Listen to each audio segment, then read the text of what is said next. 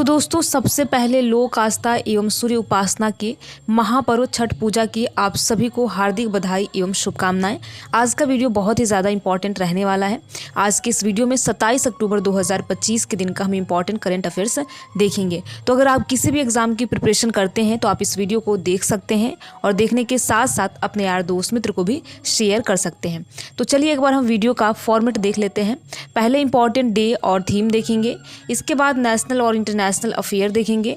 अगर खेल जगत से कोई इंपॉर्टेंट प्रश्न बनता है जो कि एग्जाम में पूछा जा सकता है तो उसको भी आज के इस वीडियो में कवर करने वाले हैं। तो ये कंप्लीट वीडियो 10 मिनट का आपके लिए बहुत ही ज़्यादा इंपॉर्टेंट रहने वाला है। आप इस वीडियो को अंत तक जरूर देखिएगा और देखने के साथ साथ अपने यार दोस्त मित्र को भी शेयर कीजिएगा। तो चलिए वीडियो में आगे बढ़ने से पहले आप सभी को बता दें कि देखिए, अगर आपको इस वीडियो का PDF चाहिए तो हमें कमेंट बॉक्स में बता सकते हैं, जिससे कि आपका बेहतर तरीके से बार बार आप जब चाहें तब रिवीजन कर सकें। ठीक है, तो चलिए पहला प्रश्न देखते हैं। अगर जिस भी प्रश्न का आपको आंसर पता हो तो कमेंट बॉक्स में ज़रूर बताएं। देखिए, चीज़ों को आप जितना लिखते हैं या फिर बोलते हैं तो चीज़ें लंबे समय तक याद रहती हैं और उसका फ़ायदा ये होता है कि जब भी आप एग्ज़ाम देने जाते हैं आपको कंफर्टेबल फील लगता है, ऐसा लगता है ये प्रश्न सुना सुना सा लग रहा है, जाना जाना सा लग रहा है। तो पहला प्रश्न है और ये है डे को लेकर यानी दिवस को लेकर। तो पहला प्रश्न है कि भारतीय सेना इन्फेंट्री दिवस कब मनाया जाता है। इसमें आपको ये बताना है कि भारतीय सेना इन्फेंट्री का मतलब क्या होता है। थोड़ा सा पहले ये समझ लीजिए।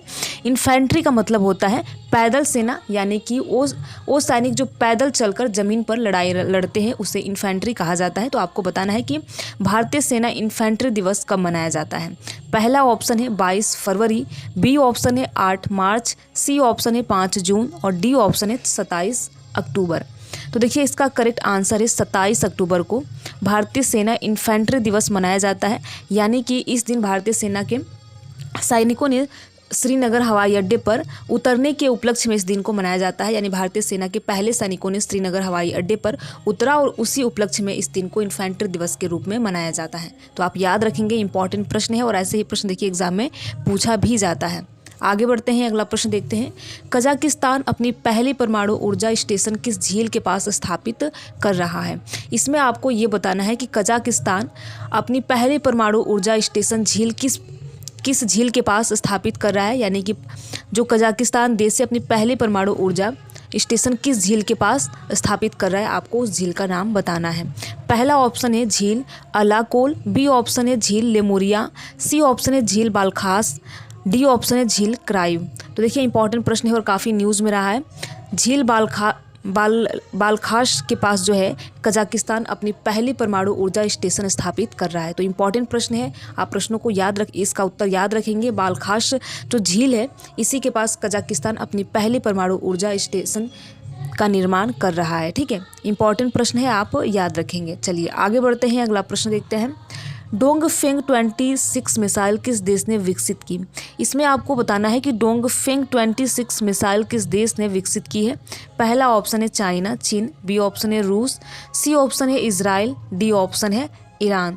तो डोंगफेंग 26 मिसाइल जो है चाइना ने विकसित की है और यह चाइना की एक मध्यम दूरी की बैलिस्टिक मिसाइल है, जिसे किसने बनाया है आप याद रखेंगे, जिसे चीन के aerospace science and technology corporation ने बनाया है और इसे people's liberation army rocket force द्वारा तैनात किया गया है। तो आप याद रखेंगे डोंगफेंग 26 मिसाइल जो है चाइना के द्वारा विकसित किया गया है। ए ऑप्शन सही है। आगे बढ़ते हैं, अगला प्रश्न देखते हैं।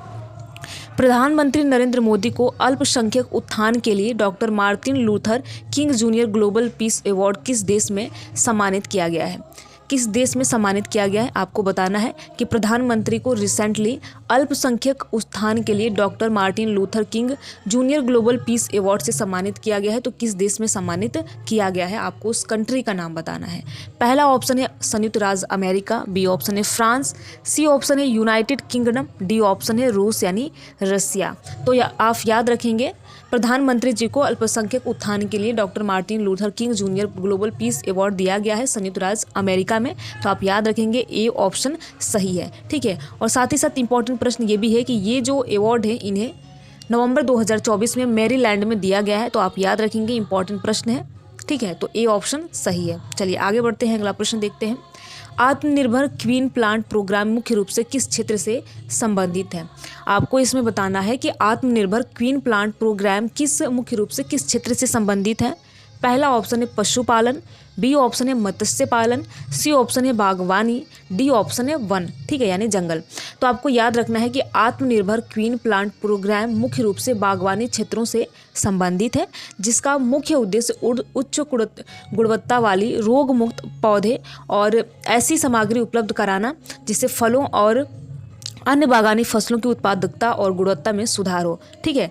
तो आत्मनिर्भर क्वीन प्लांट आप याद रखेंगे, ये जो प्रोग्राम है ये बागवानी से संबंधित है, जिसमें उच्च गुणवत्ता वाले जो पौधे होते हैं उनके लिए, उन उच्च गुणवत्ता पौधों के लिए इस प्रोग्राम को लॉन्च किया गया है, रोग मुक्त हो, ठीक है, अच्छी क्वालिटी हो। तो इसलिए आप याद रखेंगे आत्मनिर्भर क्वीन प्लांट प्रोग्राम जो है बागवानी से संबंधित है, सी ऑप्शन सही है।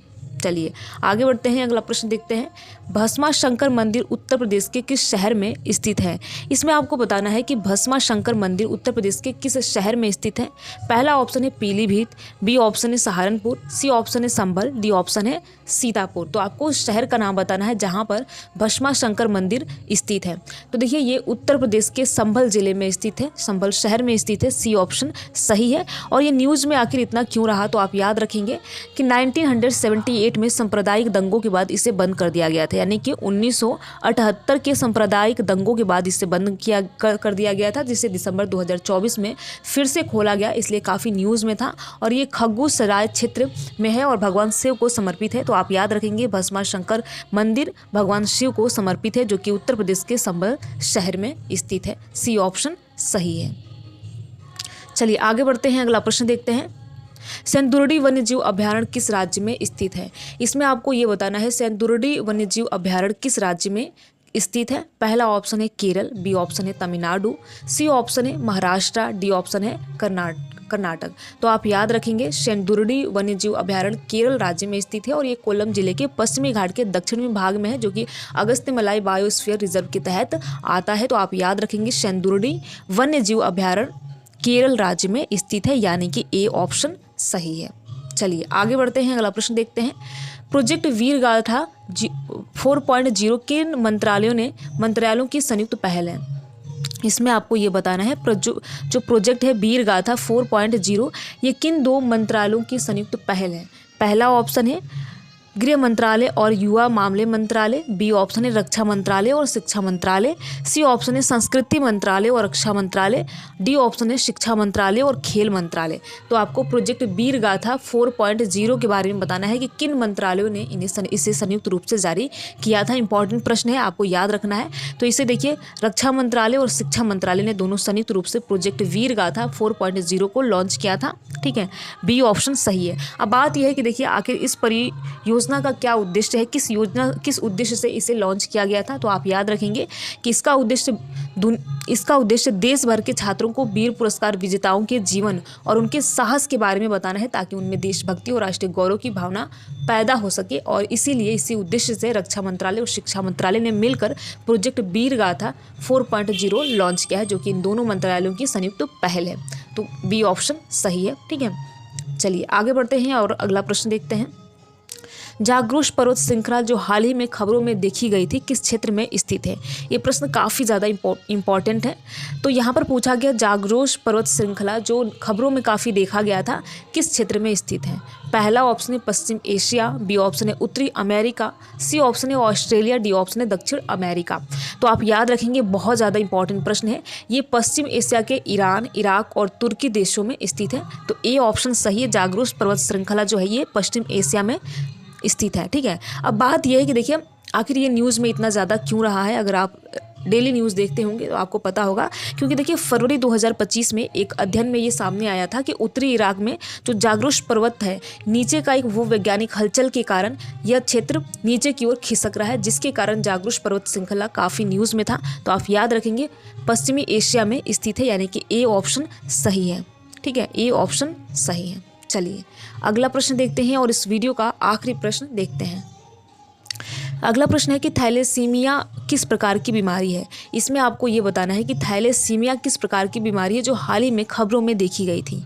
पहला ऑप्शन है श्वसन संबंधी रोग, बी ऑप्शन है हृदय संबंधी रोग, सी ऑप्शन है आनुवांशिक रक्त विकार और डी ऑप्शन है फंगस संक्रमण। तो आपको थैलेसीमिया के बारे में बताना है किस प्रकार की बीमारी है। तो देखिए ये एक आनुवांशिकी रक्त बीमारी है थैलेसीमिया, आप याद रखेंगे। तो सी ऑप्शन सही है, अनुवांशिकी रक्त विकार है।